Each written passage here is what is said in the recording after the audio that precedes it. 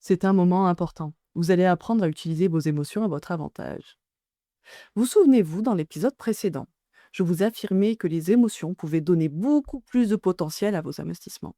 Or, si automatiser une stratégie peut être à la portée de nombreux développeurs, cliquer sur le bouton stop ou changer des paramètres à la volée est encore plus simple. Pour éviter de nombreux effets indésirables, mettons en action le deuxième grand principe de Mark Douglas, ce très célèbre mentor de traders: appliquer sa stratégie à la lettre. Très facile à dire, mais beaucoup moins à faire.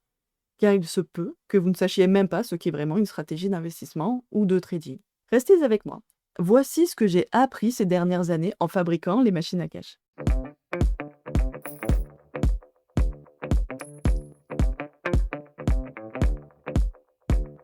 Salut, je m'appelle Julie, je suis investisseuse depuis 2021 et développeuse full stack. Je rêve d'un futur où les indépendants, solopreneurs et investisseurs ne se sentiront plus contraints de devenir experts en marketing ou en communication pour se rémunérer autrement. Ma mission est de vous guider dans l'univers de l'automatisation des finances personnelles. Et dans cette série, je vous propose de poser des bases saines. Avez-vous déjà contacté un développeur web en lui disant « Je veux un site », mais vous êtes incapable de lui définir votre cahier des charges? Il va vous bombarder de questions sur votre positionnement, vos produits, lequel a fait la meilleure marge, qui est votre audience, vos stratégies, et vous demander pourquoi vous avez besoin d'un site web. Avec les petites machines à cash, c'est pareil. Si vous n'êtes pas capable d'expliquer votre stratégie et son but précisément, vous risquez de ne pas avoir les effets attendus. Évidemment, il n'y a aucun conseil en investissement ici. Je vous raconte juste ce que j'apprends au fur et à mesure de mes recherches. Au départ de mon aventure, je n'avais qu'un seul portefeuille, dans lequel je ne savais même pas ce que je faisais. J'achetais depuis mon application des actifs, comme des actions, des ETF ou de la crypto. J'espérais juste que le chiffre soit le plus haut possible et de couleur verte. Comme ça, j'ai déjà vu mon portefeuille atteindre plus 110 et plonger à moins 75%. Pourtant, ça me suffisait pour me dire Ah, j'aime bien placer mon argent ou Youpi, c'est les soldes. Si j'ai de la chance de ne pas ressentir ce malaise face aux chutes, c'est pas pour autant que j'ai rentabilisé mon temps. Ces chiffres ne sont que des profits ou des pertes latentes. J'ai passé beaucoup de temps pour ne rien gagner et ne rien perdre. Je n'ai rien sécurisé. Je me contentais juste de réinvestir au petit bonheur de la chance au gré de mon humeur et des prix bas. Étant incapable de prendre des profits, je me suis demandé quel était mon problème. Pourquoi j'avais l'impression que ce n'était jamais assez? Pourquoi j'étais incapable de sécuriser ou de rémunérer mon temps passé à investir? En fait, je me suis rendu compte que je m'étais jamais posé la question. Qu'est-ce que j'espère? Combien je vise? Pourquoi? Pour quand? Et pourquoi faire? Et encore moins, qu'est-ce que je fais si ça marche pas? C'est quoi le plan B? C'est ainsi que je suis restée longtemps au niveau 0 de la stratégie d'investissement. Avez-vous déjà contacté un développeur fintech en lui disant « Ah, je veux une machine à cash ». C'est en réalisant l'ironie de la situation que j'ai vraiment commencé mon aventure du trading et de l'investissement. Je me suis pas mal documentée, lu des livres, fait des expériences, payé et appliqué des formations, écouté les meilleurs dans leurs podcasts. C'est comme ça que j'ai remarqué qu'il existe 4 niveaux de mise en œuvre d'une stratégie avant de passer à l'automatisation. Le jeu aujourd'hui sera de vous situer sur cette échelle et de venir nous dire en commentaire où vous en êtes. Et mettez des petits pouces bleus et des étoiles si vous m'écoutez en podcast.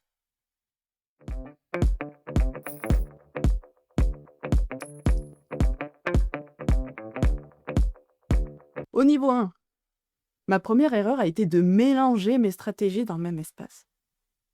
J'avais décidé de plusieurs façons d'investir, en fonction des actifs. Visuellement, tout se mélangeait. Je piquais dans une partie pour injecter dans l'autre. Une répartition doigt mouillé pour décider du capital à allouer à mes investissements avec mon argent de poche. Mais ça, c'est pas le pire. Le plus grave, c'est que tout se mélange, que je ne sais pas quelle opération a le mieux performé. Je ne sais pas si ce que j'ai fait était profitable. Je ne mesurais rien. Comme si mon portefeuille était une tirelire avec laquelle je faisais de la monnaie. Vous êtes à l'étape 1 si vous avez un portefeuille par stratégie pour la clarté d'esprit. C'est bête, hein, mais dans mon cas, avoir des espaces dédiés par stratégie, ça m'a aidé à être disciplinée et à ne plus tout mélanger. Ainsi, ça a été plus facile d'appliquer ma stratégie d'entrée. Pour appliquer ça, vous pouvez avoir des sous sur votre exchange ou des portefeuilles crypto par stratégie ou bien avoir un courtier par stratégie.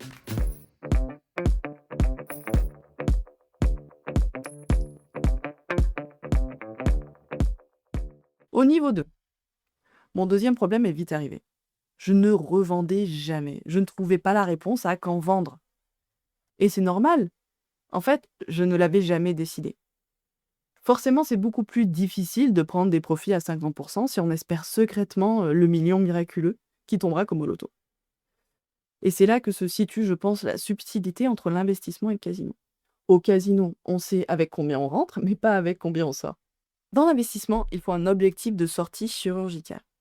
Prenons 3 exemples pour décider de quand sortir. Admettons, vous êtes en société, vous avez un excédent de trésorerie, avec un peu de cash dans la boîte dont vous n'aurez pas besoin avant 6 mois. Vous voulez un 13e mois. Objectif d'entrée, 10 000 € d'excédent de trésorerie. Objectif temporel, vous ressortez de la position dans 6 mois. Objectif de liquidité, vous devez pouvoir ressortir l'intégralité des fonds dans les 6 mois. Objectif de rentabilité, faire vraiment travailler ce capital avec du prêt à 10% d'intérêt. Alors, ça peut paraître bizarre comme ça, mais ce sont des deals que je reçois assez régulièrement. Dans le deuxième cas, ça va être dans un contexte d'apprentissage. Vous avez un peu d'argent de poche et vous voulez l'utiliser pour vous améliorer, quitte à tout perdre et apprendre de vos erreurs. Vous allez prendre un objectif d'entrée, 5% de votre restant à la fin du mois. Un objectif temporel dans 2 semaines. Un objectif de compétence, apprendre à manipuler des fonds crypto entre vos portefeuilles. Et franchement, des fois, c'est pas rigolo. Objectif de sortie, repasser en stablecoin USDC pour le prochain tuto. On peut avoir aussi le cas de faire un voyage avec ses plus-values. Vous êtes persuadé que l'Ether va atteindre 4 000 €. Vous visez 1 000 € de plus-value nette. Ceci est un scénario qui s'est déjà réalisé 3 fois. Donc, un objectif d'entrée, 2 000 € pour un Ether. Un objectif temporel, 2 ans. L'objectif final, sécuriser le capital, retirer le capital initial à la moitié de l'objectif. Objectif de sortie, à 4 000 € l'Ether. Par exemple, tu as acheté un Ether à 2 000 €. Il monte à 3 000. Donc, si tu récupères tes 2 000 €, il en reste 1 000 qui poursuit ton courtier. Si tu laisses le temps faire, que ça monte ou que ça baisse, tu ne peux que perdre ton voyage et pas ton capital. Admettons, ça se passe bien. Tu retires tes fonds et tu te manges une flat tax à 30%. Mais tu te fais un joli voyage à 1 000 €. Quand vous êtes au niveau 2, vous savez quand sortir, avec un objectif temporel et qualitatif. Voici le niveau 3, gérer le drawdown. Jusqu'ici, nous avons vécu une idylle. Nos stratégies sont écrites, séparées du reste, et nous savons quand rentrer et quand sortir quand tout va pour le mieux. Et si ce n'était plus le cas, si tout d'un coup, les marchés se retournent, les médias sont en mode fin du monde, le Bitcoin est encore mort, et OpenAI est supplanté par DeepSeek, et Trump a encore fait un esclandre. Le monde tel que nous le connaissions a encore gravement changé. Je vous ai parlé de la chance que j'ai, que ça ne me fasse ni chaud ni froid, et que ces situations me font plutôt rire. Et je vais vous dire pourquoi. Car je suis très à l'aise avec ce que je risque. J'ai un matelas de sécurité, mes investissements sont diversifiés et assez liquides. Il faudrait une situation vraiment grave pour que je sois en danger financièrement parlant. En fait, je n'investis que ce que je suis prête à perdre.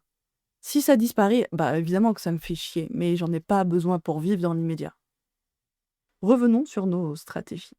Le budget apprentissage, s'il disparaît et que ça représente vos cafés du mois, que ce soit du café filtre ou du Starbucks, normalement, vous devriez bien gérer un moins 70%. En revanche, s'il s'agit de la trésorerie de votre boîte, à quel point êtes-vous prêt à risquer de ne pas vous payer ou faire défaut au sacro-saint URSSAF? Tiens, d'ailleurs, ils m'ont remboursé ce mois-ci, c'était trop bien. Du coup, si votre capital est bloqué pour 6 mois, avec une possibilité que vous ne soyez pas remboursé, on parle de 10 000 € de chiffre d'affaires gagné à la sueur de votre front. Prendriez-vous ce risque? Si c'est pas le cas, ce n'est certainement pas la bonne stratégie pour votre boîte.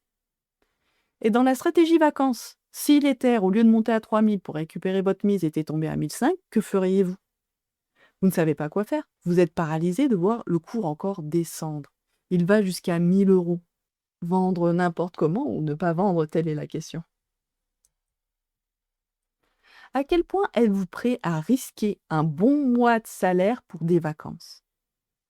Pour répondre au problème de la panique ou de l'inaction, la solution est de savoir à l'avance quelle perte on accepte et de s'y tenir. L'important, c'est de fixer ses règles avant d'investir pour ne pas être influencé par les émotions.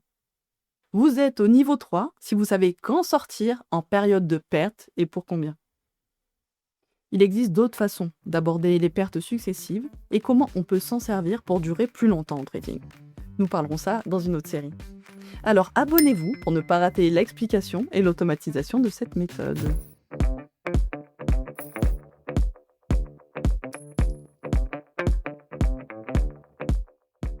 Nous voici enfin au 4e et dernier niveau d'une stratégie à l'automatisation. Accrochez-vous. Concrètement, c'est le facteur caché qui peut tout détruire vraiment. Récemment, j'ai découvert que nous vivions dans un rackettage à l'échelle institutionnelle. À chaque fois que nous réalisons une transaction, nous sommes taxés plusieurs fois dessus à différents niveaux. Hein, je vous refais pas le sketch de la fiche de paie, des impôts, de la TVA, des frais bancaires, et il en existe encore beaucoup d'autres frais quand on investit. Et c'est tellement établi que plus personne ne s'étonne de trouver ça normal.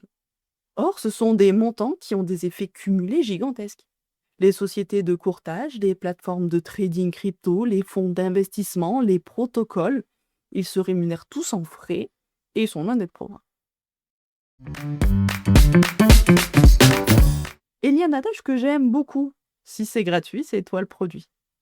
Pendant des mois, j'ai tradé une stratégie gagnante sur le papier. Mais tous les frais déduits, j'étais concrètement en négatif. Je vous présente le premier lauréat, les frais de courtage. C'est sur le Forex que ça me rend folle.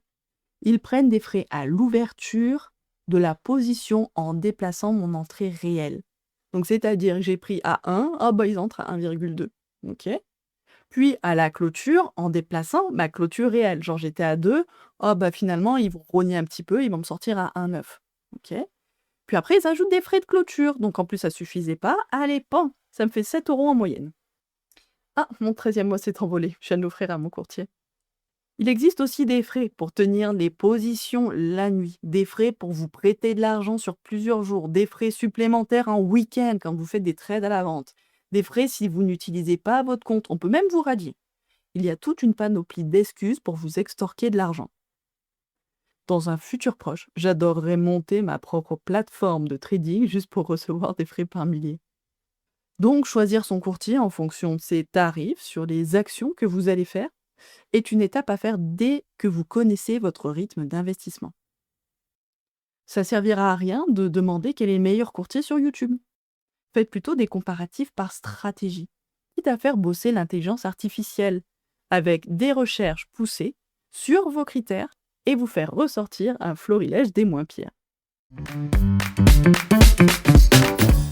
Respectez-vous vraiment votre stratégie?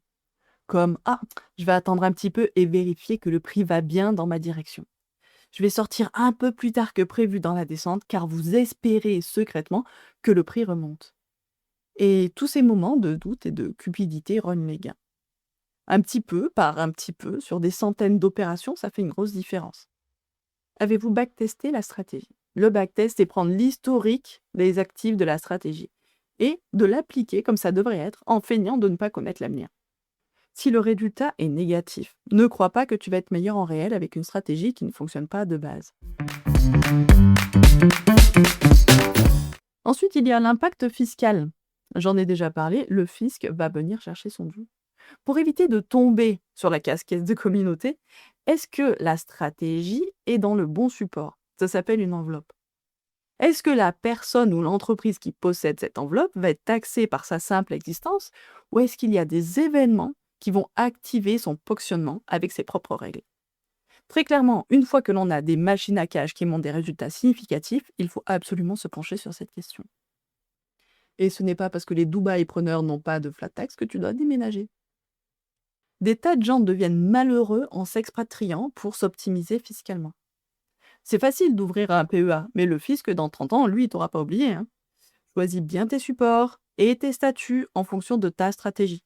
Entoure-toi d'experts sur le sujet. Utilise des outils pour suivre si besoin.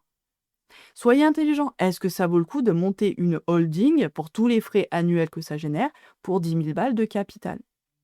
Récapitulons. Tous ces coûts peuvent ruiner ta stratégie, même si elle est rentable sur papier. Donc la solution, c'est d'intégrer les frais, l'exécution réelle et la fiscalité dans le plan. Tous ces coûts peuvent ruiner ta stratégie, même si elle est rentable sur le papier. Vous êtes au niveau 4 si vous savez combien vous coûte votre stratégie. Vous avez vu les 4 niveaux qui vous permettent d'utiliser vos émotions à votre avantage plutôt que de les subir. Maintenant, vous êtes armé pour structurer votre portefeuille. Abonnez-vous car dans le prochain épisode, je vous montre comment automatiser votre stratégie pour ne plus avoir à tout gérer manuellement. N'oubliez pas l'exercice du jour, postez en commentaire à quel niveau vous vous situez. À très vite dans le prochain épisode, mes petites machines à cash, automatisez vos stratégies d'investissement.